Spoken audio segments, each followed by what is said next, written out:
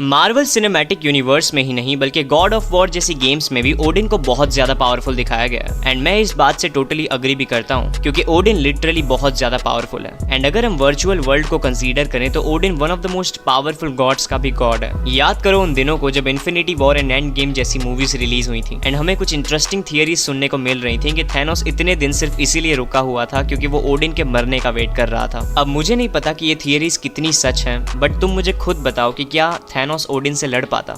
अब इस चीज का आंसर तो हमें नहीं पता है, बट आज के इस वीडियो में हम ओडिन एंड आयरन मैन की एक ऐसी स्टोरी को डिस्कस करेंगे जहां ओडिन प्रूव कर देता है कि एक गॉड क्या होता है।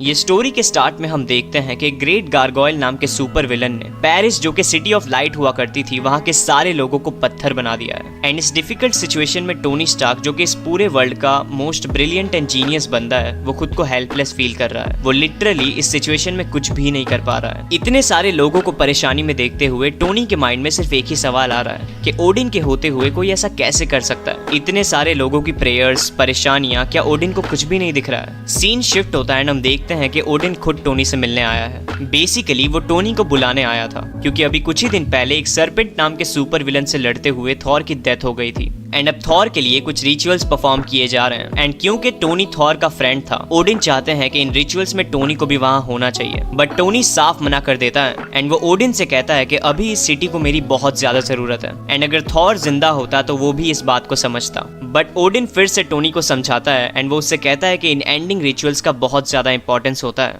अब टोनी पहले से ही ओडिन से नाराज था एंड अब ये देखते हुए कि ओडिन को अर्थ की कुछ पड़ी ही नहीं है, उसे बहुत ज्यादा गुस्सा आ जाता है। एंड वो अपने आर्क रिएक्टर का यूज करके ओडिन पे एक यूनी बीम अटैक करता है, बट टोनी के इस अटैक का ओडिन पे कोई भी असर नहीं पड़ता। एंड वो टोनी से कहता है कि मैं तुमसे बहुत ज्यादा पावरफुल हूँ, मैंने इस पूरे अर्थ को 1000 बार मरते हुए एंड वापस जन्म लेते हुए देखा है, एंड इन चीजों के सामने तुम कुछ भी नहीं हो। एंड ये कहने की जस्ट बाद ओडिन आयरन मैन को जमीन पे पटक देता है। इसके बाद ओडिन टोनी से कहता है कि मैं तुम्हें कुछ दिखाना चाहता हूँ। एंड वो टोनी के सिर को पकड़ के उसे पूरे यूनिवर्स की एक झलक दिखाता है, जिससे टोनी को रियलाइज होता है कि वो इस पूरे यूनिवर्स में कितना ज्यादा छोटा है। एंड ओडिन के लिए सिर्फ उसकी एंड अर्थ की प्रॉब्लम्स ही सब कुछ नहीं है। इसके बाद न्यूयॉर्क सिटी में एक पिंक कलर की ब्राइट लाइट फ्लैश होती है एंड हम देखते हैं कि ओडिन ने पूरे पेरिस सिटी को वापस नॉर्मल कर दिया है। एंड इसी के साथ ये स्टोरी एंड हो जाती है।